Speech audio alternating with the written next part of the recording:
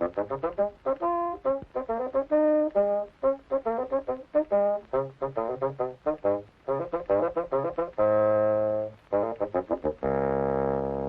the engine.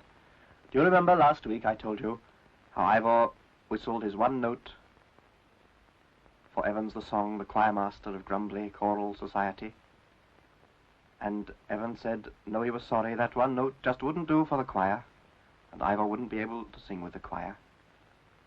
So all they could do was to take him home and put him to bed in his own little shed.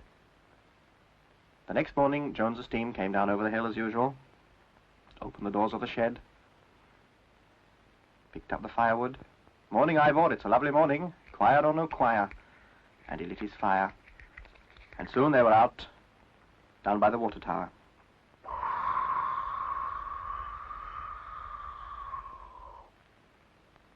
Filled up IVOR's tank, and off they started on their day's work. Past the signal box, and down into Lanyog Station. There's Di Station, daydreaming as usual. Wake up, Di. Oh, morning, Jones. Morning, IVOR. And Di and Jones went down into the office. Jones, said Di, how is IVOR this morning? Well, he's not right, said Jones. He's not right at all. Well, I wonder what we ought to do about it. Well, look, you remember Evans the song said yesterday that IVOR might be able to sing in the choir if he had the right note. Well, I was wondering if we couldn't get him a new whistle. Bass A or A flat, they said it was. I mean, we might be able to get him a new whistle from somewhere. Couldn't you try head office? Well, it's not as easy as that, you know, Jones. I can't just telephone head office, say, send me down a new whistle. Bass A flat, please. I mean, they would laugh in my face, wouldn't you? You see, there's nothing wrong with the whistle he's got, not for a railway engine. It's just that it's no good to sing in the choir with. Well, look, couldn't you just telephone them, you know, and put it to them gently? I mean, they might have a bass A flat whistle down there or something. They can only say no, isn't it? So Di Station picked up the telephone. Owen, he said. Owen, I want the head office. That's right, the head office at Merioneth. Why, no, I spoke to them the day before yesterday, and now I want to speak to them again today. Oh, pull your little lever back, will you? Oh, hello. Hello, is that head office? Oh, Mr. Williams? Oh, Mr. Williams, it's Di here. Di from Lanyog.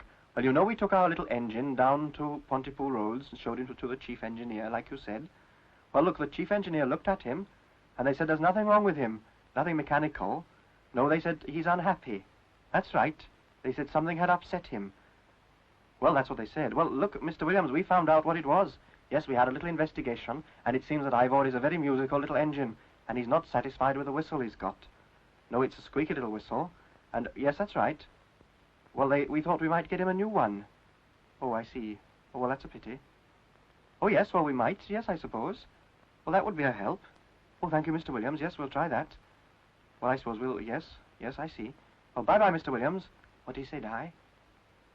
He said they haven't got any new whistles down there, but we can put one on IVOR if we can get one ourselves. And we can spend £2.10 of the company's money and what we can get for the old whistle. So we've got to find him a new whistle ourselves, you see. Tell you what about the Congregational Chapel that fell down in Tannygilch? Weren't there organ pipes in that? Well, I suppose there were. Let us go to Tannygilch and see if we can locate them. So they went to Tannygilch, out of Lanyog Station, along the top of the hill,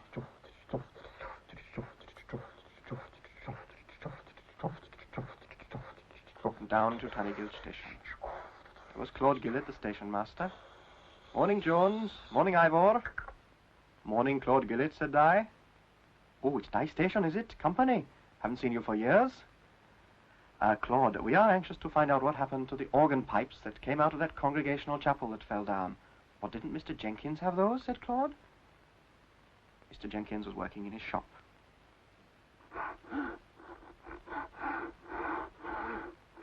Oh. Di Station from Lanyog, isn't it? Well, what can I do for you, Di? Well, Mr. Jenkins, we are trying to locate the organ pipes that came out of the Congregational Chapel that fell down, oh, must be 2 years ago, wasn't it? We understood you had them. Well, so I did, yes. I had those organ pipes. But I disposed of them. Mr. Minim, the organ builder from Abu Dhabi, gave me a price for them. What do you want organ pipes for, anyway? Well, there's reasons, you see, Mr. Jenkins. Our little engine, well, he's musically inclined, and he fancied a bass note, and we thought we might put an organ pipe in place of his whistle. It's steam organ pipes, you won't die. Ordinary organ pipes would be as big as Ivor himself. Now, let me think. They stood while Mr. Jenkins thought. I'll tell you what he said.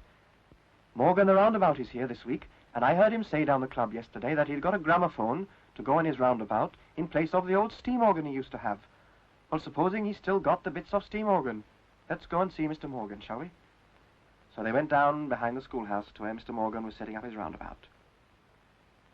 Oh, a deputation, is it? Well, just a minute, gentlemen. I'll put this thing down. Well, now, what can I do for you? Well, it's these gentlemen from the railway, said Mr. Jenkins. They are anxious to obtain some steam organ pipes. You see, they have a little engine that is musically inclined, and they rather fancied to put a steam organ pipe on in place of his whistle. And since you said you had got a gramophone, well, I wondered if you... Oh, it's a sad thing to break up an organ just to make train whistles, Mr. Jenkins. Well, my wife's uncle, that's Evans the Song, he's choir master at Grumbly, and he says that Ivor can sing in the choir if he's got the right note, you see.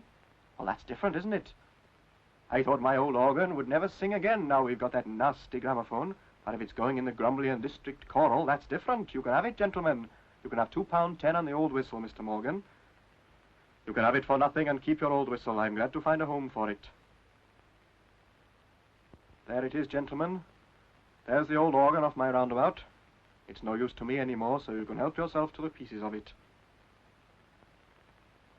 They helped themselves to the pieces of organ and carried them back to where Ivor was waiting on Tannygilch Station. Mr. Morgan came with them and spoke to the locomotive. Ivor, he said, I have brought you a present. I have brought you the organ off of my roundabout. It was a good organ, and it cost me a lot of money 70 years ago, and I'm fond of it. So look after it, blow it gentle, and God bless you. Mr. Morgan wiped away a tear. Well, come on, we're a bit late, said Di. Get moving. Bye, Claude, then. And back they went, out of Tannygilch Station. And into Lanyard. Well, there we are then, said Jones. We're home. Well, look, Jones, you better go down the town and see if you can find Mog the plumber. He might be able to help us fit the pipes on. So Jones went down the town. And I Station looked at the bits of pipe. Well, I don't know what to make of that at all. Oh, Mog. Oh, that was quick. Look, have a look at these, would you? What do you make of those? They're steam organ pipes, aren't they? Yes, we thought of putting them in place of Ivor's whistle. Well, I don't know about that. That wouldn't be too easy, you know. That's high-pressure copper flange steam piping. Still, we'll have a look, shall we? And Mog the plumber climbed up onto Ivor's footplate and started to undo his old whistle. And that's the end of this week's story. Bye-bye.